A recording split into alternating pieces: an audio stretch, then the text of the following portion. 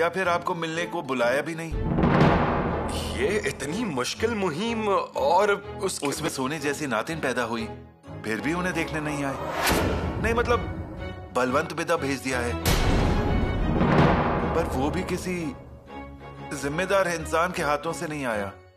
पिताजी, बाहर बारिश देखिए ना कितनी तेज हो रही है। नदियों में बाढ़ आ गई है, पानी अपना जल प्रवाह छोड़कर बह रहा है। नहीं, सब कुछ अच्छा है, मतलब हम एकदम बेफिक्र हैं। नहीं तो खामखा चिंता लगी रहती है। नहीं नहीं पिताजी, चिंता मत कीजिए आप, ठीक है? नहीं मतलब क्या है ना, लोग कुछ भी बातें करते रहते हैं, फिर हमारे मन में गलत विचार आते हैं। बस बेटी सुखी रहे इतना ही चाहते हैं। पिताजी आप निश्चिंत रहिए। और अभी नामकरण की विधि है ना, देखिए नामकरण में हमारे पिताश्री कैसे भाग कर आते हैं। रहा नहीं जाएगा उनसे। अगर ऐसा हुआ तो हम लोग बहुत खुश हो जाएंगे। हम जानते हैं ना पिताश्री को।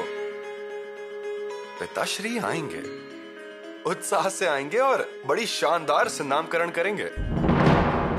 अब तक तो पोती का नाम क्या रखना है ये भी सोच लिया होगा पिताश्री ने। माँ शिरकाई आपके शब्दों में जान डाल दे और आपकी बातें सच हो जाएं।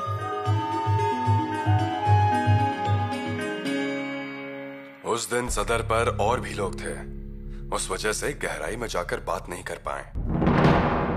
सचिव जी, अब हमें आपके पास से स्पष्ट रूप से जवाब चाहिए। उस दिन जब आप श्रृंगारपुर गए थे तब क्या हुआ था? क्या बताऊं महाराज? अभिषेक के जगह पर आपकी गर्दन पर तलवार रखी, वो भी युवराज ने। नहीं, हमारी गर्दन पे तलवार युवराज ने नहीं लगाई। हमें तलवारें लगाई उनके सुरक्षा रक्षकों ने। हमने आशीर्वाद दिया। महाराज, युवराज का मन सच में गंगा की तरह निर्मल है। बालाजी महाराज, हमारा कहा हुआ हर एक शब्द सच है। असल में कलशाभिषेक एक साधारण पूजा थी। शाक्त साधुओं ने युवराज का किया हुआ गौरव। युवराज ने शाक्त समुदाय के बारे में लोगों के मन की गलतफहमी दूर की, इसलिए साधुओं ने कृतज्ञता पूर्वक की हुई पूजा। उसमें हमें सत्ता की अभिलाषा नहीं दिखी, अपने पिता के विरुद्ध षड्यंत्र नहीं दिखा। महाराज, हमारी दृष्टि से युवराज का अर्थ संयम का पर्वत। हमने उनसे कहा, आप मंत्रियों की शिकायत क्यों नहीं करते महाराज से? उन्होंने कहा, पिताश्री जंग के मैदान में हैं, उनको अशांत नहीं करना है। वो वापस आएंगे तो हम इस बारे में उनसे चर्चा करेंगे। पंत, अभी बातें आपने कही, परंतु हमारे शरीर पर रोंगटे खड़े हो गए। सच में महाराज, हमारे एक युवराज 8 दिक्पाल के बराबर हैं। इसीलिए स्वराज्य की 8 दिशाएं सुरक्षित हैं। अब आपसे एक ही विनती है, उन्हें आप तुरंत बुला लीजिए। जी हाँ पंत, अब हम युवराज से जल्द मिलेंगे। पुतला रानी जी, हमें एक बात का आश्चर्य होता है, आप सबके बारे में सोचती हैं यहाँ, लेकिन हमारे मन के बारे में आप कभी नहीं सोचती।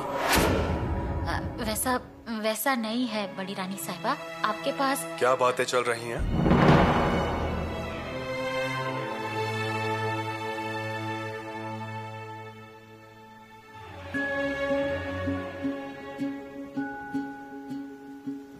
बातें नहीं करनी चाहिए क्या? आपके पास तो हमारे लिए कभी समय ही नहीं होता।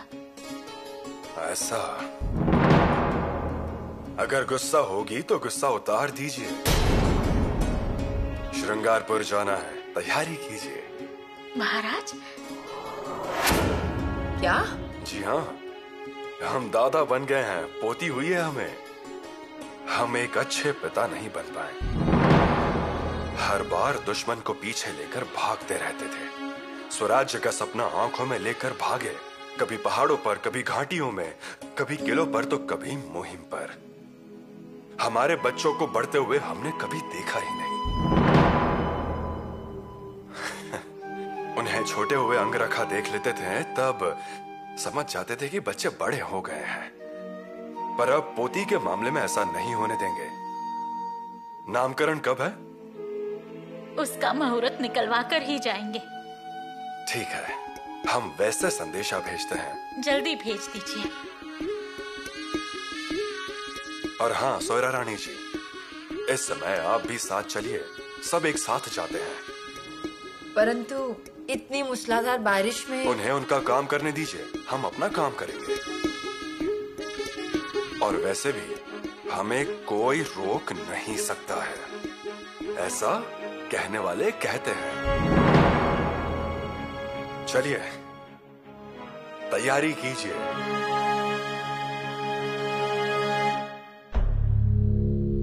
साथियों, आज मलखम खेलेंगे। मुझे लगा ही था, इसलिए रात को ही मलखांब में तिल का तेल लगा दिया। बस पहुंचते ही काम शुरू। प्रणाम युवराज। महाराज कल दोपहर तक श्रृंगारपुर में आ जाएंगे।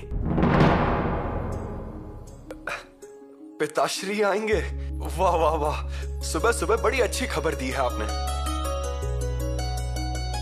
आंतो जी अब तो अरे महाराज जी आ रहे हैं, मतलब अखाड़ा रद्द हो जाएगा और तालीम भी रद्द हो जाएगी। अब एक ही तालीम होगी, पिताश्री के आने की। साथियों, पिताश्री बहुत दिन के बाद श्रृंगारपुर आ रहे हैं, उनका स्वागत बड़े जोरों शोरों से होना चाहिए।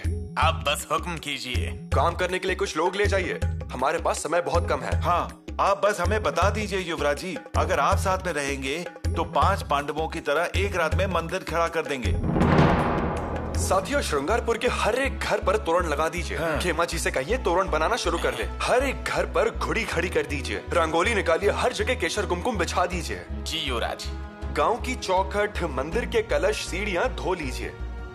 आंतो जी, ये काम आपका। जी मालिक। ज्योतिया जी, प्रवेश द्वार से घर तक का पूरा रास्ता साफ कीजिए। जी हाँ। रायपा, आप लेज़म खेलने वाले पाठक को तैयार कीजिए। जी युवराज। हम स्वयं अखाड़ा और अश्वदल की ओर जाते हैं। पिताश्री अश्वदल देखकर खुश हो जाएंगे। कविराज को कहिए अश्वदल यहाँ ले आए। जी। हम ये खबर युवरागी को देकर आते हैं। पिताश्री आएंगे, याद रखिए कल नामकरण है। जी जी।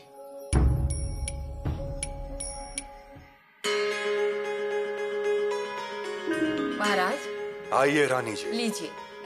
तैयारी हो गई? जी। चलिए जल्द से जल्द निकलते हैं।